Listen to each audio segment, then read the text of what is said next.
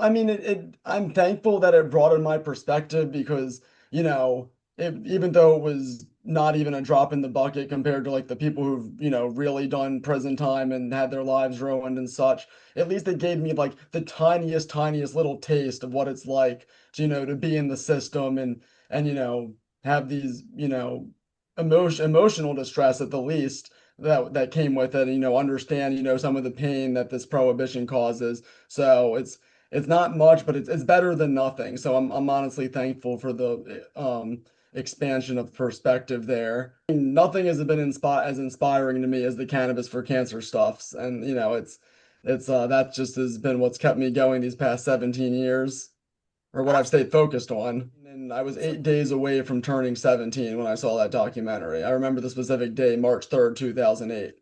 So yeah, that got me involved, and I was well involved in that before, I got charged with possession. So like that, like nothing my friend Matt, but he introduced me to this forum called Grass City when I was 17. It's like an online, forum, people post threads and replies and like, I like to be on that kind of stuff when I was a teenager.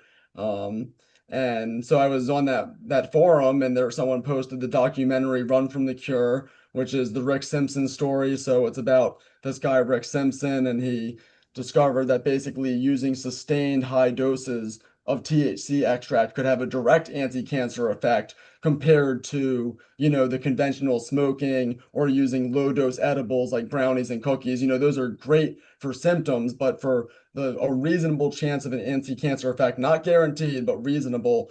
Most people need these sustained high doses in the hundreds of milligrams per day. So, he achieved those doses with his extract that he made. And Rick Simpson oil is a very popular term throughout the entire country now, the syringes.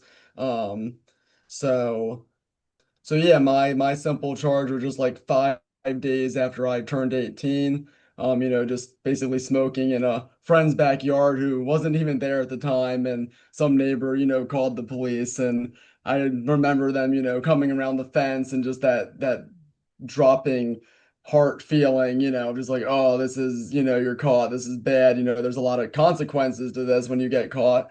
And yeah, so basically I mean, so I did get off pretty easy. So just to be clear, I didn't, have any super long-term consequences. Um, but at that time, it was certainly very emotionally difficult to deal with. And basically, I was in this diversion program. So I got a lawyer. They put me in the Baltimore diversion program, which encompassed going to 6 weeks of drug classes and then about like 5 or 6 months of something called treatment alternatives to street crime, where myself and anybody else on the program had to go to the jail in Towson. Like people were there visiting inmates as well, to basically get randomly drug tested. So definitely not a good thing to be exposing, people just using cannabis to like the actual jails, to go. So, but I did it all, and once you completed it, you were off the program, and eventually, I think within like a year or two, the charge was able to be expunged. Oh, so your record has been expunged, so it has not really held you back from jobs or education or anything like that, right? Yeah. I'd already been accepted into University of Maryland College Park, and they never found out, and and yeah, and now actually nowadays in Maryland, ever since legalization, it's very easy for basically anybody with up to some level of possession charges to get it expunged. But yeah, I mean, I was very fortunate because there's tons and tons of people, especially students at that age, who do lose out on educational, opportunities or get kicked out of student housing. I did know people at school who, lost their housing for smoking in the dorms, or I think even smoking outside the dorms. But yeah, losing your housing is also very devastating, even if you're not actually expelled. So, knowing people who that happened to is messed up. What why do you think you were so lucky? Why do you think you were so fortunate? Um, I guess just privilege and luck and such, I mean, that's just the reality of it.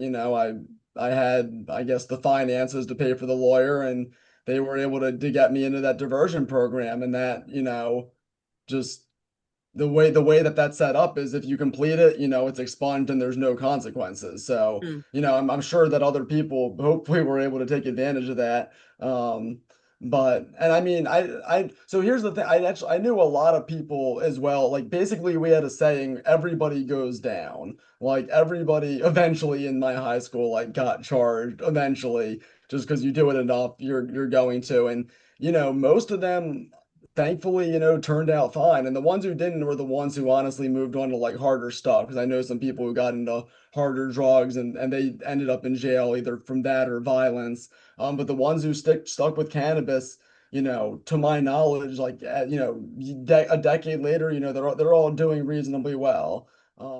Yeah, I mean, most people are unaware that there are, dozens and dozens of studies showing that most major cannabinoids like THC, CBD, CBG, all the CBs, CBC, CBN, basically kill most major types of cancer cells preclinically, causing them to undergo programmed cell death, as well as shrinking tumors in animals. And then beyond that, our own endocannabinoids that we produce also kill many types of cancer cells through similar mechanisms, like activating the cannabinoid receptors on the surface of cancer cells. So to me, I think that's the most surprising thing, that we have endocannabinoids in our bodies shown to kill cancer cells. And through a similar way that the phytocannabinoids from the cannabis plant also kill cancer cells. And yeah, just the sheer extent of the evidence, the number of studies across most major cancer types is just, very, intriguing. I mean, there's still a significant stigma against cannabis. I've even heard that there's like a stigma against teaching the endocannabinoid system just because cannabinoid is in the name. At least that was the case years ago. So I think that stigma is part of it. Also, in terms of the cancer stuff, most of the evidence, other than, I mean, there is extremely extensive human evidence, but not the double-blind, placebo-controlled, phase 3 trials that most doctors need to take it seriously, no matter how much evidence there is otherwise, which I think is very unfortunate and slightly foolish. If they don't see those trials, then they don't take it seriously. I do have interestingly enough, a marketing degree from University of Maryland College Park. And then from 2021 to 2023, I was at the University of Maryland School of Pharmacy's master's program, Medical Cannabis Science and Therapeutics. So I got my master's degree in cannabis. Um, and yeah, basically have been, um, advocating ever since with that. So my ultimate dream is to see clinical, the full trials done, formally proving that cannabis can fight cancer. Then it will become, a mainstream treatment across the world for treating cancer. And I think that with further research over time, will be, because it's not a one size fits all approach. There's, THC, CBD, CBG dominant approaches, the inclusion of acidic cannabinoids, not to mention, the impact of different strains and such. So there needs to be so much more research. But I think that deaths from cancer with the use of cannabis and, some relatively simple nutritional changes can dramatically decrease the mortality rate of many cancers. So I think that it's going to, there's never going to be an outright cure for cancer, but I think that cannabis as a component is going to be the closest thing that humanity ever gets to a cure. Like there's never going to be a pharmaceutical pill that's the cure for cancer, and it's always going to be, different for different people. But with, certain other herbs, pretty reasonable approaches combined with the cannabis, I think it's going to just and not just cancer, but many other diseases, because just like with MS, Parkinson's, Alzheimer's, even cardiovascular diseases, which is like still the number one killer. There's all this preclinical evidence and much human evidence that cannabis can make a big difference. And I think it's going to be a very fundamental uh, shift in medicine, Wonderful. focused on targeting the endocannabinoid system more prominently.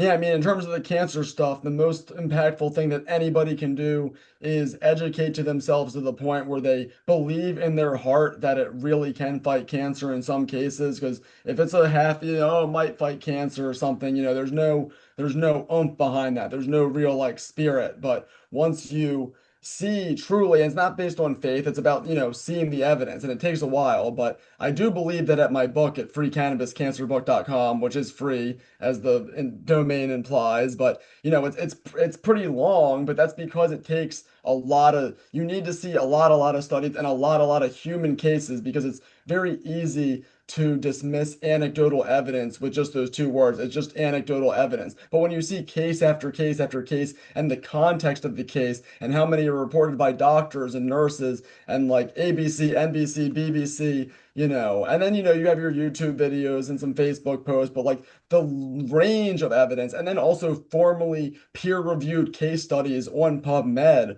showing anti-cancer effects in humans, and then even a double-blind placebo-controlled trial showing an anti-cancer effect of THC and CBD combined with chemotherapy to treat glioblastoma. So, yeah, I mean, the evidence is overwhelming. So once you know it can work, then you're empowered to talk to people about it and hit a critical mass where people are demanding it and they go to their congressman and force the change.